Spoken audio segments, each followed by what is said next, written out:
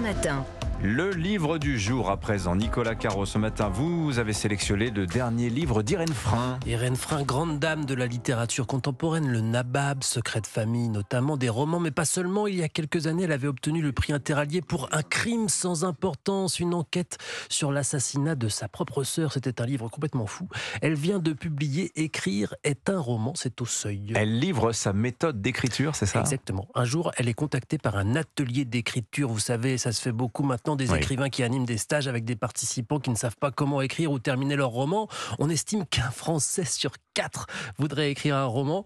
Bref, on propose ça à Irène Frein qui au début pense qu'elle va jamais y arriver. Elle ne sait pas trop quoi leur dire. Alors elle travaille et elle se souvient. Elle remonte le fil pour savoir comment elle a commencé à écrire. C'est souvent le cas quand les romanciers publient un livre sur leur manière d'écrire. Ça se termine en autobiographie. Stephen King dans l'écriture ou Murakami avec autoportrait de l'auteur en coureur de fond. Et donc Irène Frein raconte comment écrire s'est imposé elle dans l'enfance. Elle écrivait tout le temps, mais écrire quoi et pour qui ? Elle savait pas trop. Alors elle a commencé à écrire des lettres à ses copines tous les jours, avant même de recevoir des réponses, simplement pour se constituer un lectorat. Alors, il y a des conseils d'écriture concrets dans ce livre ? Oui. Par exemple, elle trouve une photo d'une maison étrange avec une ombre au premier plan. Vieille photo, je vous passe les détails de la découverte de la photo en question, qui est en soi un roman. Mais elle demande ensuite à ses élèves d'imaginer ce qu'il se passe dans cette maison. Pas de décrire, d'imaginer. Et elle publie un résumé de 2 lignes de la douzaine d'idées récoltées. Et c'est ça ce qui est fascinant avec l'imagination. Il y a autant d'histoires complètement différentes. Un crime, un repère de nazis, un repère de libertins aussi, une escroquerie, etc. Il y a du concret, mais il y a aussi des visions plus larges. Qu'est-ce qu'une histoire ? Comment aussi il faut croire à sa propre fiction, et surtout pourquoi a-t-on peur d'écrire, ce qui est souvent le frein principal. Nous sommes 6 autour de cette table. Qui veut écrire un roman ? Vincent, l'écriture d'un roman. La Bretagne. Puisque un Français sur 4 veut écrire un livre. Il y en a forcément 1,5 dans cette pièce qui souhaite le faire. Il y a moi déjà. Ouais, mais vous l'avez fait. Vous l'avez fait, vous le faites bien. Nous, on a peur. Oui. Et avec talent. Votre livre a été formidable, Nicolas. Vivement le prochain. Irène Frein, donc écrire un roman, c'est au Seuil. Et d'ailleurs, Irène Frein était l'invitée de Nicolas dimanche dans La Voix et Livre. C'est un entretien passionnant que vous pouvez réécouter dès maintenant en replay sur europe1.fr. La Voix et Livre, c'est tous les dimanches 19h-20h avec Héloïse Goua qui donne des bons conseils de littérature jeunesse aussi.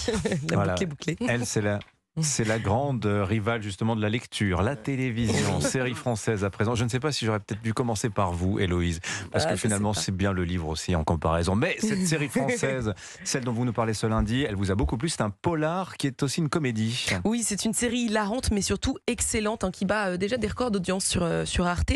Dans Polar Park, Jean-Paul Rouve incarne David Rousseau.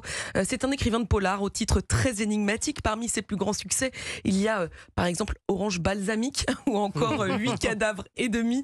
L'écrivain pose ses valises à Mout dans le Jura, vous savez c'est le village le plus froid de France, parce qu'un moine doit lui dire un secret sur sa mère, sauf que non seulement le moine en question vient de mourir, mais il y a aussi un étrange événement qui vient affoler le village. Les gendarmes ont retrouvé une oreille coupée. Une petite voix dans ma tête me disait de rester quelques jours de plus ici. Je veux vous aider en faisant équipe avec vous. Si je cherchais un coéquipier, vous seriez le dernier sur ma liste. David Rousseau est donc toujours à Mout, parce que finalement il reste bien le coéquipier de cet enquêteur. Donc il est toujours à Mout lorsqu'une propriétaire de l'oreille coupée est retrouvée mort, forcément. Son corps est mis en scène comme dans un tableau de Van Gogh, un élément qui met la puce à l'oreille de l'écrivain. Ce type d'assassin qui se donne du mal pour faire une mise en scène a forcément un message à faire passer. C'est le principe avec les serial killers.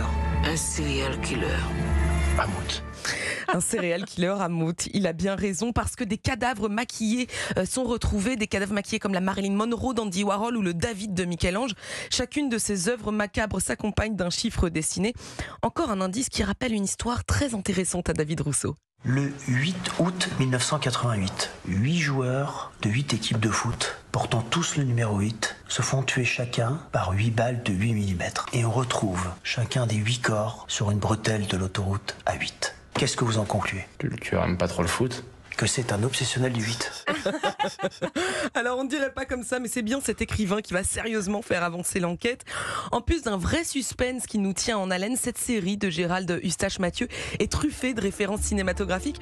L'atmosphère sombre, teintée d'absurde, rappelle par exemple les films des frères Cohen. La réalisation est magnifique, l'écriture ciselée.